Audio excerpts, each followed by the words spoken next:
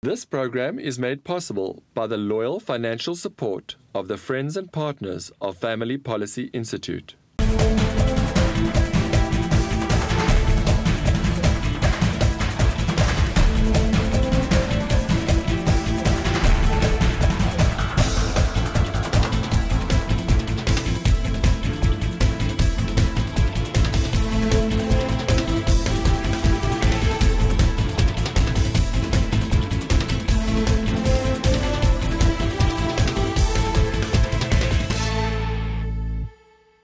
Welcome to Watchmen on the Wall, and in studio I have with me three very interesting gentlemen who are hopefully going to be sharing some valuable information with us. To my right I have Luba Maakiso, who is the National Director for ICEJ. Luba, welcome. Thank you. I also have Adam Kepke, who is the Program Director for Churches and Briefing for Bridges for Peace. So Adam, welcome to the studio. And then I have Pastor Brad Espen from the AFM Church on the Rise in Bloberg. And Brad is a well-known friend to myself because he is the tour pastor for our Joy Tours to Israel. So Brad, welcome to Watchmen on the Wall. So gentlemen, tonight what I would like to do is essentially talk about various hot topics that relate to Israel, because we've seen through the media, we've seen through even current eschatology that people are talking about, that Israel has really become a talking point in the church, in political spheres, even in business spheres. And there's still quite a lot of confusion about Israel. I don't think everyone really understands what Israel as a country looks like. Many people have not been there. I don't think they quite understand on the ground what life is like, and particularly when it comes to political discussions, I think people are very confused. So Luba, I'm going to start with you. You are a friend of Israel. You have quite extensive knowledge on many of these issues that we're going to be discussing, and I'd like you to just maybe share with our viewers tonight, as ICEJ, what you guys do, and particularly how you, who have come from a background of finances in the financial sector, ended up becoming such a proponent of Israel. Jackie, thank you very much. I must say, it's not something that I had planned. If you had asked me 10 years ago what I wanted to do, it certainly wouldn't be this. But when I look back in time, I can see the clear progression. You know, God has his plans, and it seems like it was always mapped out, and I just somehow never saw it early enough. But it is what I do. I enjoy it. It is very challenging. And if I can tell you more about ICEJ, what we really seek to do is to represent the Christian community in Israel. So ICEJ goes back to 1980, when many of the countries moved their embassies from Jerusalem to Tel Aviv. A group of Christians said, no, Jerusalem is the eternal capital of the Jewish people. And so we acquired a building which was a former embassy of one of the African states. And that is how ICEJ started. Now, to come back to the work that we do, it's really essentially around supporting and comforting the people of Israel. Comfort ye my people. That's the guiding scripture for ICEJ. So what we do is we assist Jewish people who want to return to Israel. If you look at what's happening now in France, in Europe, in Belgium, and what's happened in Ukraine, that has put a lot of pressure on people to return back to Israel. And the Israeli Prime Minister has publicly gone out and said, we welcome Jews to come back to Israel.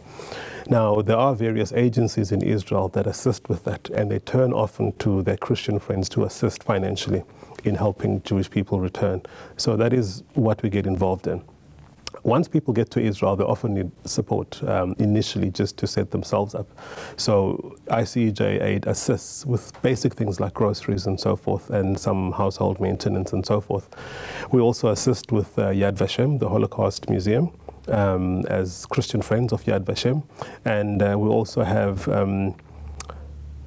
ICEJ Arise, which is a youth component. I think in anything you do, if you do not plan to hand over the baton to the younger generation, so we try and bring in the youth, Christian youth, to educate them around this issue. But domestically, what we do then is we raise funds. We supply our database with a magazine, Word from Jerusalem, every month. About 48 pages, nothing as glamorous as joy, but very detailed knowledge about what's happening, firstly in Israel and then around the world in relation to Israel and the Jewish community. So that would really be the work of ICEJ. So International Christian Embassy Jerusalem obviously has a presence here in South Africa, and as far as I know, you work with church leaders and churches in South Africa to also educate them about Israel and the cause of the Jewish people. Yes, we do. Whether it's ICEJ or Africa for Israel, we travel to many churches to speak to them. In some cases, people want to know very basic things such as biblical festivals, you know, the Feast of Tabernacles or Sukkot or so forth. But in some cases, it's much deeper. People want to know the basis. Our Jewish friends often talk of Christian Zionists. Now, the term Christian Zionist is very foreign to Christians because most Christians tend to say, you know, I read the Bible, I'm biblically orthodox, I believe the Word of God, and they don't necessarily see themselves as Zionists, but they are friends of Israel. So we go to many churches to tell people about the need to stand with Israel, especially in these trying times. And we travel the length and breadth of the country, and depending on who invites us. And in some cases, we do ask pastors if we can come. It's not always popular because people are not sure of where they should be. Sometimes they're tentative. And I think what then creates a different climate are the politics around Israel and various campaigns that make people a bit hesitant. So, Adam, you are it's quite a title here, but the Program Director for Church Leadership Israel Briefings for Bridges for Peace. Yeah. Now, many Christians, I think, are familiar with Bridges for Peace in terms of knowing a little bit about them. But for those at home who are not familiar with the work you do, would you share a little bit with us and our viewers? Thank you very much. Bridges for Peace was founded, our director is Dr. Douglas Young, and in 1964, he's a Canadian. He came to Israel, and he started the Institute of Bible Studies, Holy Land Bible Studies, and he laid the groundwork for Bridges for Peace. And in 1976, we were officially registered. So last year, we celebrated 50 years of existence. And what we did to celebrate that, we also then gave 2 ambulances to the ambulance service in Israel in celebration. But essentially, Bridges for Peace is an organization building relationships between Christians and Jews, both in Israel and around the world. And we stand on 2 legs. The one is the educational side, which is a very strong side of us. That's our focus in South Africa. And the other side is the practical side, which is more in Israel. Mm-hmm. So in Israel, we have food banks, and we distribute 70 tons of food every month to about 30,000 Jewish people. We have home repair projects where Christians go into the home of Jewish people and repair their homes. And also the Aliyah project, we believe strongly in that. We've brought back roughly about 50,000 Jews to Israel. We also have programs where we adopt a child. It's a very beautiful program where you adopt a child for a year. You take care of their school needs, every other need that they might have in terms of school outings, and that kind of thing. In South Africa, we are, and this is done, I have to say this, it's done by about 50 volunteers from all over the world, and 20% is from South Africa. We have a very strong volunteer base from South Africa in Israel.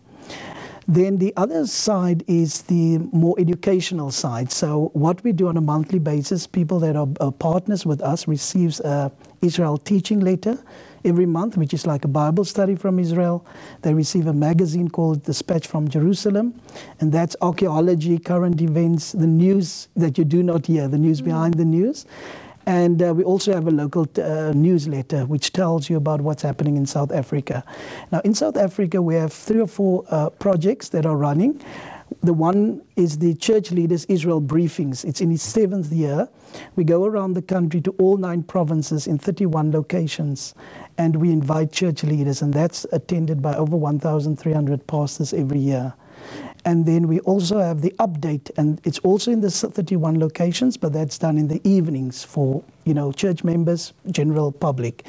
And then the other program we have is the Chai, which is the word live, the Chai prayer meetings. And that's also done once a month. And there are DVDs available for pastors, and they can go and contact our offices in Durbanville and then get the DVDs posted to them. So they don't have to prepare a message. It's already prepared, half an hour message and 4 prayer points. Wonderful. Yeah. Thank you. Now, Brad, for me, it's wonderful to have you in studio. You've traveled to Israel a few times with Joy Magazine. And sort of as a representative of the church, I wanted to bring you onto the show today to maybe give a little bit of a scriptural or a biblical perspective on why you believe Israel should be in the conversation with Christians and with churches in particular. And yeah, I'd like for you to elaborate for me on that, your perspective. Thank you, Jackie. I think firstly, we need to understand that the church has not replaced Israel at all. There's no replacement theology in it. And secondly, we have one Bible. There's no Old Testament, New Testament. Yes, it's 2 different testaments, but it's still one Bible. And when we look at it from that perspective, God has not changed. He's the same God that he was in the Old Testament as he is in the New Testament. And he's not finished with Israel. God's got a plan with Israel. When you begin to look at biblical prophecy and you look at Daniel's 70th week prophecy, we see things coming into perspective as never before. We live in exciting times. I think the church at this moment is beginning to see something happening that's far beyond our understanding, but we have to side with Israel. If I can use it from this perspective, Mordecai refused to bow down to Haman, and a young girl and a Jewish identity was hidden, and she stood in the gap on behalf of the people. And I believe that's the position that the church has today as the Esther of this generation, to stand in the gap to protect and to support the people of Israel. I think what concerns some Christian leaders, or even perhaps some churches, is when they see, without being cheeky, when they see Christians get Israelitis and they start thinking that they're Jewish, and now they start actually almost abandoning Christian theology. Where do you find the balance in supporting Israel from a scriptural point of view, but also recognizing that we don't have a blind allegiance to any particular person or organization, but we weigh it up in terms of scripture and we hold nations, leaders, people accountable? I think from a Christian perspective is we have a Jewish heritage. Christ was a Jew, Jesus Christ was a Jew. From that we have our salvation. But we are not called to become more Jewish. We are called to become more Christ-like. And that's transformation from within. And I think the same situation that we find today is the same situation that the Apostle Paul had in his days. Those are the 2 things. One was the Judaizers teaching the people they had to become circumcised. And it's not about that. It's not about holding feasts. If we look at the book of Colossians, he says it's not about feasts and festivals. He says they were all shadow. And God, through the Old Testament, when we look at the Old Testament, we see a shadow of something that would come. And Christ came, and he's the substance and the fulfillment of all things. He fulfills all the feasts of Leviticus 23, except one which we're waiting for still that will happen. But I think that we need to educate. I think mainly when we look at the church, there's an ignorance, there's education needed of the balance of what it is to be a Christian and also to support Israel in the same way. Now, Luba, you've been to Israel many times, and you've, I think, been to many places within Israel where the average tourist would not even have been. Can you tell the viewers at home, what is life really like in Israel for the Jewish people that live there, for the Christians that live there? I know you can't speak on behalf of everybody, but I think many South Africans who've never traveled there have a perspective that's been created by the media that many Arab people and even Palestinians who are in Gaza or those who live in the West Bank are under severe persecution, when in fact in the hospitals they receive medical care. There are many Arab people within government. Maybe you can elaborate on that a little bit for us. I think what I would like to do is first give my own experience. You know, my very first trip to Israel came after I had just traveled to the US to attend a Christians United for Israel conference. So I literally went from Washington to Cape Town, Johannesburg, and then I found myself in Israel. And of those 3 countries, the one that I can say without a shadow of doubt I felt the safest in was in Israel. I could walk down the street as a Christian, as a black person, and nobody cared. It didn't make any difference. If I was standing at a train station, right rail station, up would come an ultra-Orthodox Jew and speak in Hebrew looking for the next train. I have to tell him I can't speak Hebrew. If I walked down the street, I didn't sense apprehension from somebody if I approached them. Very often in our own country, if I'm walking down the street towards somebody the opposite sex and a different race, you can see the apprehension, you know, in their face. And I didn't see that. So I would say, when people paint this picture of a segregated and a racist society, that was not my experience, you know. But Israel is not perfect. You will have challenges like any society, but no worse than South Africa. But I certainly felt safer there. I know that I often joked and said if my wife wanted to travel by public transport in Israel, I felt quite safe. Whereas in Washington, I would say, you know, I'd have to go with you if you wanted to go shopping. But experiencing Israel, there's certainly a perception, and I think one of the most telling examples was last week taking Father Gabriel Nadaf from Nazareth around South Africa, and we spent some time in Johannesburg, and as I was driving around Cape Town, we passed Khayelitsha, and he was shocked. He said to me, Lube, how can your own people live like this in shacks? And he said, you know, you shouldn't even have animals staying in this. And he said, you know, people call Israel an apartheid state, and yet the worst of refugees, Palestinian refugees, do not live like this. And I think that's the telling point. I took a senior clergy from one of the churches to Israel in May last year. And as we drove past Ramallah, I was shocked at some of the houses I saw. I mean, these were very big homes. You're talking on average 4-story homes, and quite a lot of them. And his comment was to our driver, who was a Yemeni Jew, and he said, are these Jewish settlements? And the driver said, no, these are Arab homes, Palestinian homes. And I promise you, you can go to Sandton, you can go to Clifton, you can go to Balito, you will not find homes like these. And but the perception is created. And I think a lot of people believe the propaganda. The same gentleman had been told that Israel detains minor children in solitary confinement. And when I asked him, I said, but did you actually go inside the prison? He said, no. And I said, so you just believed what you were told? So I've been inside hospitals, Hadassah and so forth, and met an Arab from Jordan who's a doctor. And he said to me, you know what, I've been offered residency in New York, in Washington. I've turned it down. I wouldn't give it up for anything. And I said to him, how do you approach medicine? He said, you know what, I'm a doctor first and foremost. I do not worry about politics. And walking through the ward, I saw in the oncology lab an 8-year-old child from Gaza with his mother and his grandmother. It was being treated. When I went to ICU, I saw most staff, medical staff, were Arab, and there was a good mix, and the patients. And there was no discrimination that was evident. But I will also say, there are challenges, security challenges. We must not exaggerate them. You walk into shopping malls, you will be searched. Now, often that is construed to show that somehow non-Jewish people are harassed. But I can tell you right now, you go into a shopping mall, everybody's checked. But I also found very brave people. If you go down south to Sderot, there are people that live within a mile of Gaza, and they have rockets raining down on them every other day. To see people walking around, doing their normal everyday things without worrying about the rockets. And when you speak to them, there are certain children who've come to study who could have lived anywhere else in Israel. So what I was blown away by was their sense of hope and their sense of courage, and was saying, in spite of everything, we will continue. And certainly speaking with a lot of Arab Israelis, they would say, if they have a choice, this is where they will stay. And they would not be staying under a Palestinian state. So certainly walking around, I saw a society that was certainly better than ours. It has challenges, but it manages those challenges from a security point of view. There are some affected communities, I think, in the Christian community that do suffer, but not from the state of Israel.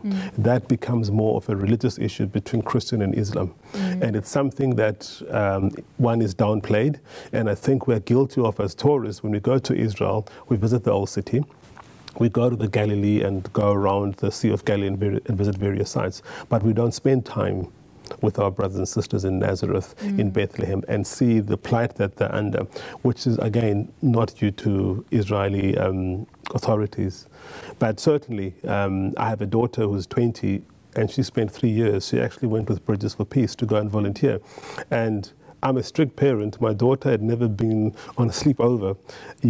I struggled with her going to Plet, on the Plet range, and I agonized for 2 weeks deciding should she go, shouldn't she go. But when it came to going to Israel, I had no hesitation and just spent 3 months away from home, and I felt absolutely no concern, no worry at all. She's just come back from spending another month in Israel. So certainly it's a country that I would encourage people to see. It is safe. I cannot begin to describe to you the spiritual significance of being there. Luba, thanks for sharing that. I know for me personally, I love visiting Israel. I absolutely love the Middle East, and it was certainly a surprise for me when I went there to see what a developed, modernized society it is and how the people on the ground actually coexist very peacefully. So we've got to go to a break, but stay right with us and we'll see you shortly.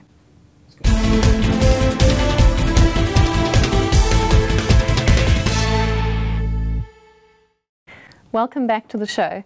Brad, before we went to the break, we were speaking to Luba about what his experience was in Israel and sort of some of the surprises he discovered going there. You've come with Joy a few times and led tours.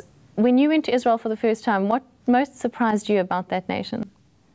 Well, Jackie, my first tour was in 2000, and I think with all the propaganda and distorted media and the influence, we have a distorted view of what we're really going to see.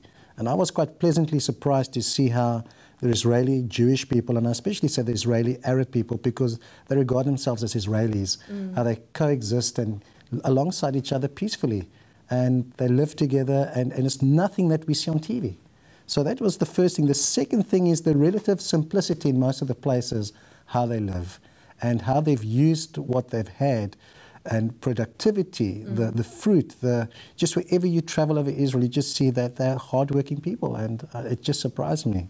So I know Luba says the Sea of Galilee, people travel to certain places, but I think from a Christian perspective, the 3 places that really had an impact on my life was the Sea of Galilee, the Garden Tomb, and the Garden of Gethsemane, because there were places that just had, people go wanting a spiritual experience, and it's not really about a spiritual experience, but there are spiritual experiences within the tour itself. Yes. So. And I think one of the things you would have seen when you came with us is because of the heart and the vision behind the magazine and even behind the show, we are driven to educate and inform Christians. And so we build into our tours a little bit of historical and political context, because we can't be so heavenly minded that we know earthly good. And I think all of you would agree with me on that. And so we specifically do go to Bethlehem, we do go to Nazareth, and we actually try to let the people have a on-the-ground grassroots interaction with all various Israeli citizens. Brad, just to sort of round off the question there, how has going to Israel actually enriched your theology and your love for Israel? Because I know that you, if I'm not mistaken, you have like an 1/8 of Jewish blood in you or something like that. Well, that just recently, in the last few years, I found out that my grandmother from my mother's side was Jewish. Okay. And so one of the experiences I had at the Garden Tomb last year was one of the Orthodox Jews pulling me aside and wrapping me in the phylacteries and asking me to go pray for, at the tomb of David, to pray for the Jewish nation. That was really special. But I think the question, going back to the question that you asked, the Bible comes alive. And it reminds me of this animation when they're doing an animation story and suddenly they add the colors to it. And that's how the Bible comes alive, in color, when you go to Israel. And things are put into perspective. Secondly, from a theological point of view, and I think this is where many can learn, is that the Bible was not written from a Western perspective.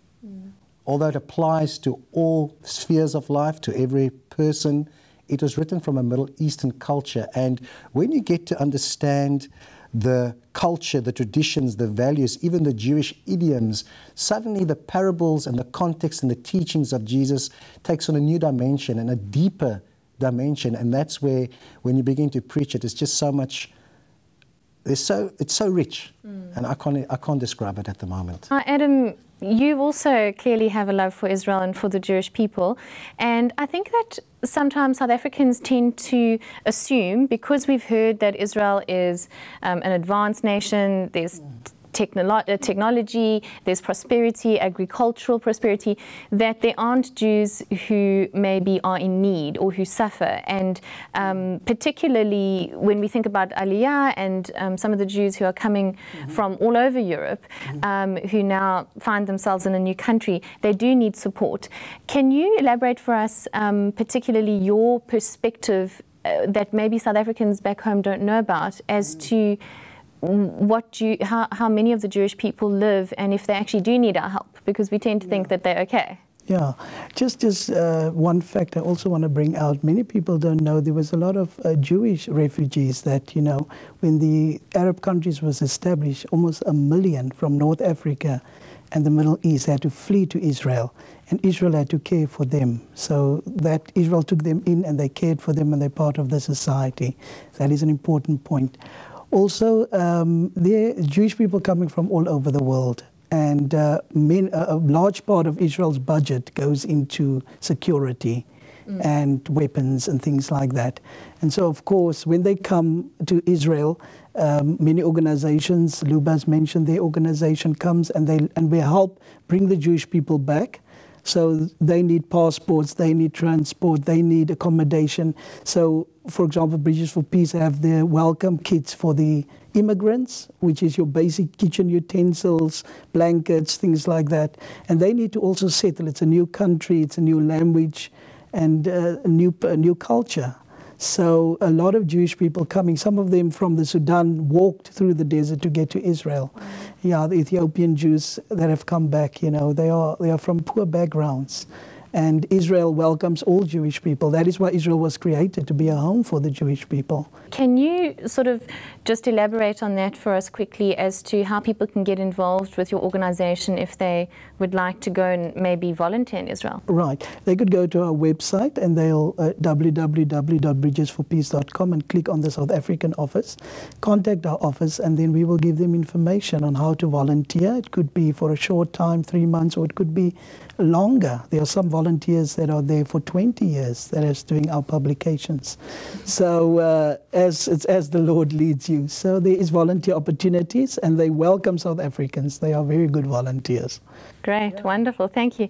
Luba, just in closing, what do you feel is sort of the most preeminent point that a Christian today, right now, needs to know about Israel, in terms of having a balanced perspective on the growing anti-Semitism, a balanced perspective on, you know, what our support towards Israel should be? Because I think many people sitting at home, they start to read the news and there's so many facts and figures and pre-borders, and, you know, it all gets very complicated. And then they see, you know, Obama giving Netanyahu the cold shoulder, and I think they just get confused. So in terms of how you feel a Christian at home should respond to Israel or should support Israel, what are really important salient points to take home? I think if you strip the politics and take them aside and approach it as a Christian, you have to go back to the Bible, which is what guides all of us, and understand the covenants, the promises that God made from the very beginning to Abraham, repeated to, you know, Jacob, Moses, and so forth. If you start there and understand the significance of Israel, and understand that the centrality that when God made the promises, it was the land, there were people, and the Torah, the Bible, that those three cannot be separated. You cannot look at Israel and remove the land from the people, that it is tied together. And I think we should be excited, because if you read through the prophets, they talk of restoration. Prophets wrote thousands of years ago about the restoration of Israel, and they lived, they prophesied, and they died without ever seeing it. We, living in this age, are seeing prophecy fulfilled. And if anything, we should be excited and say, you know, people 1,000 years ago never saw what we're seeing. We're seeing the people come back to the land. And if anything, that says to us, the God that we worship is alive, and what he promises comes to pass. So if anything, seeing the restoration of Israel should confirm to us that we serve a God who's alive, and what God promises will come to pass and takes place. Now, we can sit and explain the politics, the borders, and all of those things, but I think as a Christian, you've got to start at the right place, because everything else then is easier to deal with, because even from the current debate where people say the Jews are colonial settlers, all of that is then viewed through the proper perspective once you understand whose land it is and why they're going back to that land, and the rest will fall into place a lot easier. But I think Christians should be excited. We should embrace this. And my good friend shared about the issue of Esther and Haman. This restoration will take place with or without us. The question is, do you want to be a bystander and do nothing and let it unfold? I think we have to be honest. If God commands something and you sit back and you say, well, my brother can do it, I'm not going to do it, there has to be a consequence for that disobedience. So I say to myself, I'm excited to be part of this unfolding prophecy, because it would happen without me. But God is allowing us to play a role, no matter how minor, in this unfolding prophecy. And there surely has to be a blessing to working with God. But you can imagine for yourself what the converse is. Wonderful. Well, Lubo, thank you so much. Adam, great to meet you. Thank you. And Brad, thank you for being with us today as well.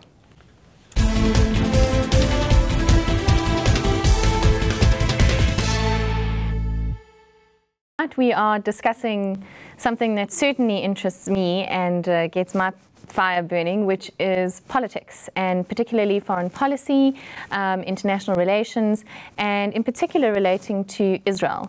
And tonight I have with me in studio Ben Levitas, who is the chairman of the SA Zionist Federation Cape Council, and also a well-known friend of the show, Steve Swart, who is an MP for the ACDP. Gentlemen, welcome to Watchmen on the Wall. Thank you. Good evening. Good evening, Jackie. Lovely to be here. Now, you two are actually our Watchmen on the Wall tonight, because we are really going to hopefully get to grips with some of the hot political issues that Israel finds itself engaging with. Recently, Netanyahu went to America and delivered what I believe to be one of the most important speeches of his career. And I'm sure you guys would agree that it was a message that needed to be heard, even though the American president did what he could to silence it. So, Ben, I'd like to start with you. You are the chairman of the SA Zionist Fed in the Cape Council. Can you tell the viewers at home a little bit more about, firstly, what the SA Zionist Fed does, and secondly, in case someone doesn't know, what is Zionism? Okay, thank you, Jackie. So the Zionist Fed is a South African organization that was started 1 year after the Zionist conference that was held in Switzerland in 1897. So it's a very old organization. And it is the interface between the Jewish community and Israel. So everything relating to Israel that affects our local community, we deal with. So when guest speakers come over here, or when we send guest speakers over there, we're involved.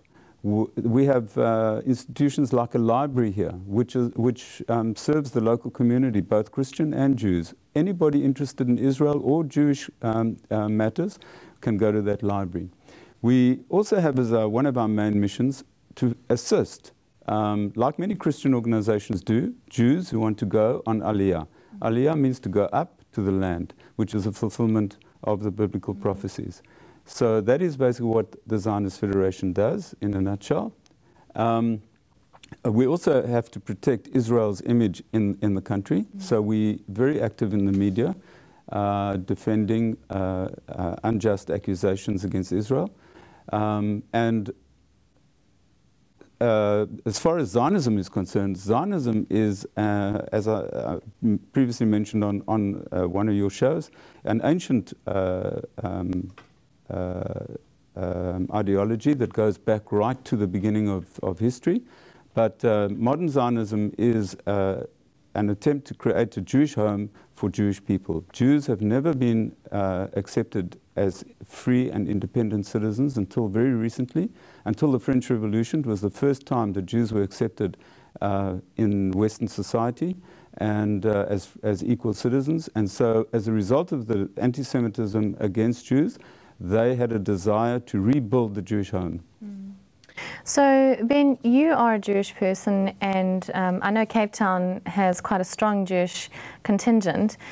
Do you find that sort of as the media hype increases with a lot of anti-Semitic ideologies and reporting, that even down in the south of Africa here, you guys feel that growing anti-Semitism? Is it actually a reality in your everyday life? Absolutely, Jackie. We cannot have a Jewish function without very strict security. If you try and enter the Jewish center, you have to have your car searched, you have to have your person searched. It's a reality of life for us. If you go into a synagogue, you cannot come from another community without pre-arranging a visit to a synagogue. Imagine every church or mosque having to do that. So we feel like we are a community under threat. Well, that's very sad to hear that even in South Africa, which is supposedly a democratic country that upholds the rights of all citizens, that Jews would have to feel that way. But we've seen it. I myself live in Sea Point, and I've seen some of the demonstrations that take place on the promenade by pro-Palestinian groups, and it's very anti-Semitic and actually a little bit aggressive. And I remember one day I was going for a walk on the promenade, and I still said to one of my friends walking with me that I would actually be very worried if I was a Jewish person who's got, because they do it obviously on a Saturday, I'd be very worried if I was a Jewish person walking on the promenade in maybe a religious outfit, that they can identify you and encounter this protest group. Absolutely. And just to correct one impression, the Jews seem to be large and numerous, but they're a very, very small community. There are only 15,000 in Cape Town. Wow. And there's a Muslim community of close to 1 million. So we are minute in comparison. And we do feel threatened. And even when we take our kids to schools, we have parents who stand on security so that they can protect their own children at those schools. Well, I can only imagine, if that's what you feel like in South Africa, what it must be like in parts of Europe that have got strong Muslim contingent. We've seen that in Paris with those attacks. And I know that the SA Zionist Fed has very much expressed an appreciation to the Christian community, and in particular to the ACDP for the support that they've offered to you guys. So Steve, can you tell us a little bit more about the ACDP stance towards Israel and towards the Jewish community? Because I think it's quite a surprise that an African Christian Democratic Party would have support from the Jewish quarter. Well, absolutely, and we base our views on Genesis 12:3. That there's a blessing for those that stand with Israel and the Jewish people, and conversely, there's a curse upon those that stand against the Jewish people. So we are watchmen on the wall, and it is an honor and a privilege to stand with the Jewish community, and they have acknowledged that. And we are, as you correctly pointed out, watchmen on the wall. When it comes to anything related to Israel in Parliament, we will alert the Jewish community. We will block the issues that are anti-Israel, the motions. And as you know, our leader, Dr. Kenneth Meshwe, is probably the most outspoken advocate for Israel in breaking that lie that Israel is an apartheid country. He, coming from being a victim of apartheid, has traveled to Israel and says there is no correlation. Additionally, Sherilyn Dudley in the Foreign Affairs Portfolio Committee has tried to ensure that the government has a more balanced approach and has ensured that they visit Israel. Myself, I've also blocked certain issues in Parliament that have that anti-Israel sentiments. And so we even see when it came to the labeling issue that there was a proposal that goods from Israel should have a label, goods from the West Bank should have a label from the occupied territories. Now, no other country in the world is requiring that. Why South Africa? And of course, that links to the BDS campaign. And we as the ACDP, together with the Jewish community, mobilized marches, which then resulted in the government quietening down and taking a back step on that. So it is a great concern. And I'm so concerned when I hear my brother Ben saying what pressure the Jewish community is under. And let us be reminded what Dietrich Bonhoeffer said, that silence in the face of evil is evil itself. Not to speak is to speak. Not to act is to act. And we in the Christian community have got a shocking history of not standing up and protecting the Jewish people. And it is time now for us to take our stance and go and stand with the Jewish people and protect them. And that is absolutely a non-negotiable when it comes to us from the African Christian Democratic Party. Now, Steve, I can understand, well, understand's the wrong word.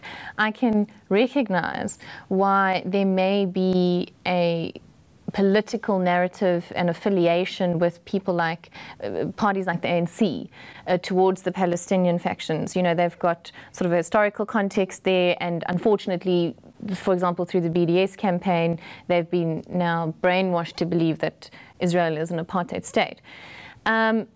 I've been surprised to see how in certain areas other political parties, I don't want to get into a name and shame situation, but the DA, who has a big Jewish contingent, sometimes their own party has betrayed them.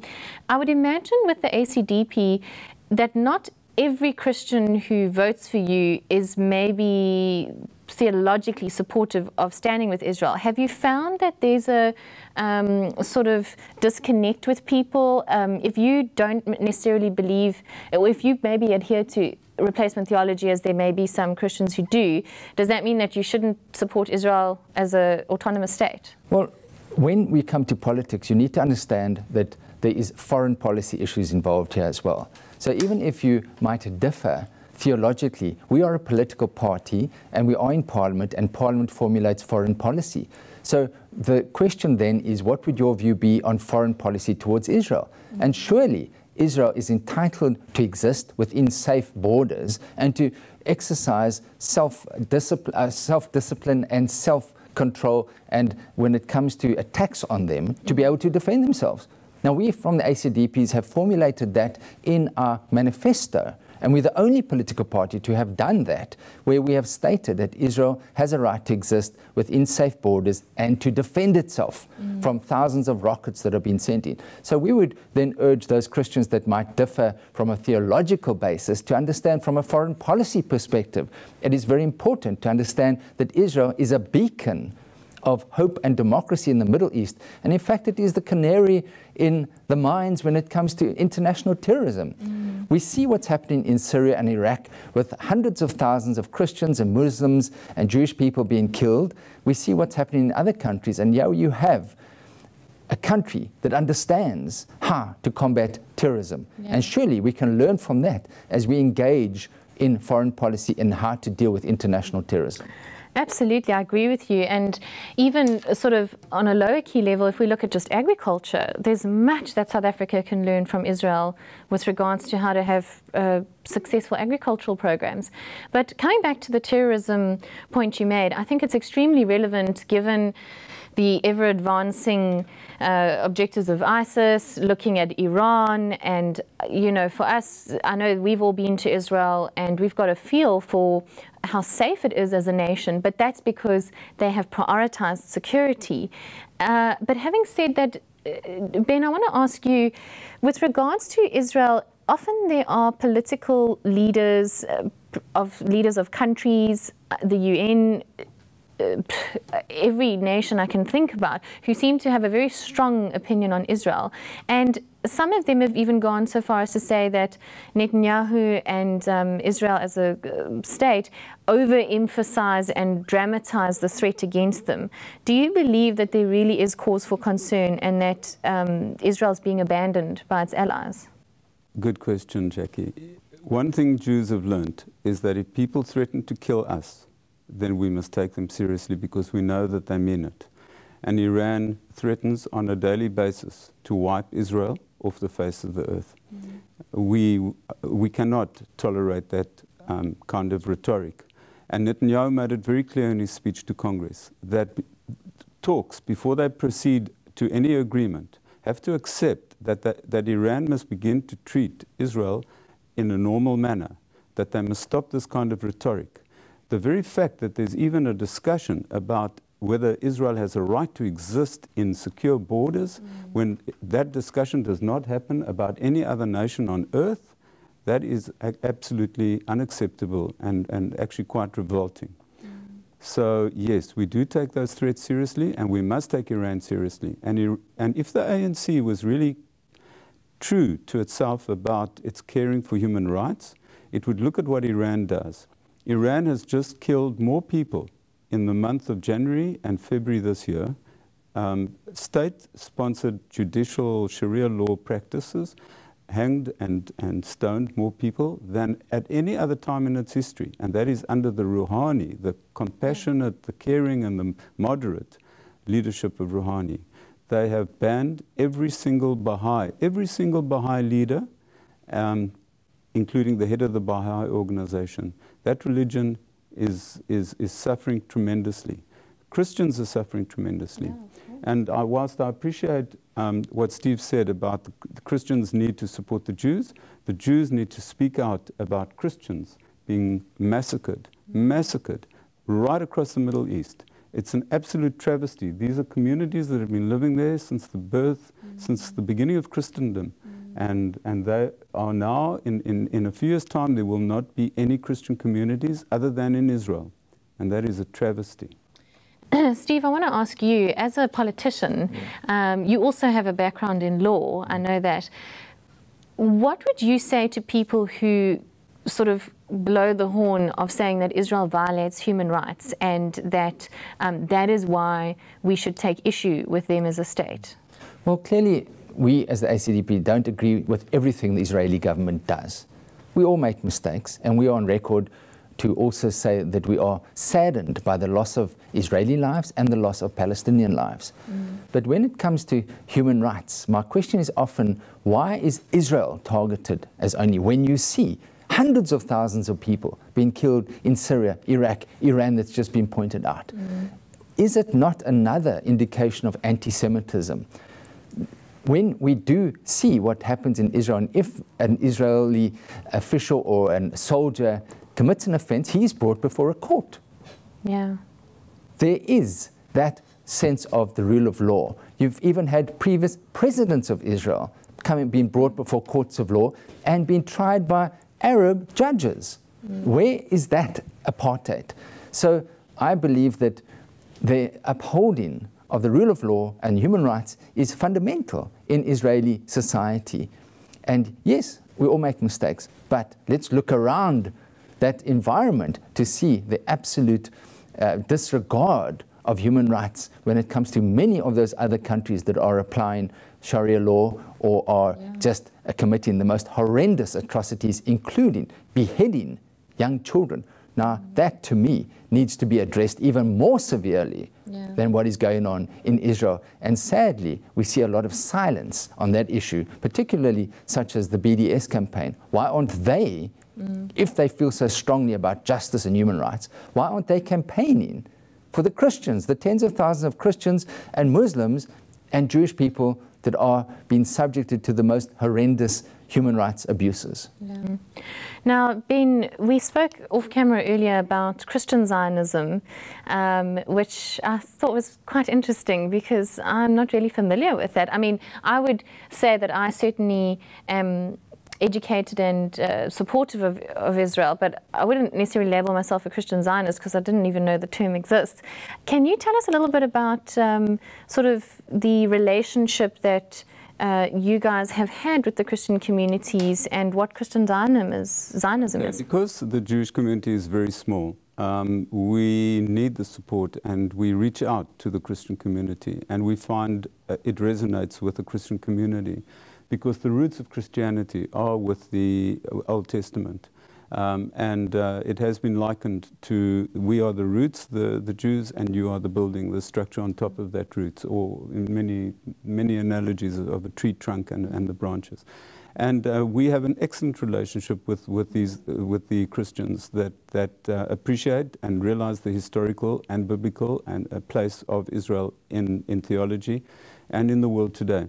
In South Africa, there's a very strong Christian base that supports Israel.